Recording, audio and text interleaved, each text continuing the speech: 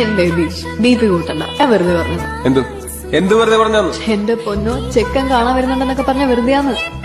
എന്തിന്? ഞാനും അങ്ങനെ പലതും പറയും. ശരി. ഹലോ, എന്റെ പേരെന്താ? അത് താനെന്തിനാ അറിയുന്നത്? അങ്ങനെയാണെങ്കിൽ ഞാൻ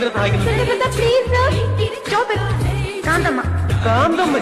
തന്റെ പേര് വേലപ്പനാവെങ്കിൽ എന്റെ പേര് കാന്തമ്മ നായിക്കൂടെ? ഓഹോ. இங்க பாரு, இனிமே பூனை மாதிரி கத்துன அம்புடுதான். அப்ப புலி மாதிரி கத்தட்டா? உன்னை எல்லாம் திருத்தவே முடியாது.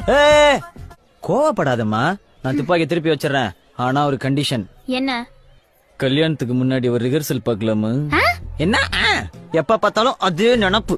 இந்த புளிச்ச தண்ணி பயில கல்யாணம், அவனுக்கு நான் தான் துணை மாப்பிளையா போறேன். நீ துணை பொண்ணா வரணும், வர்ற.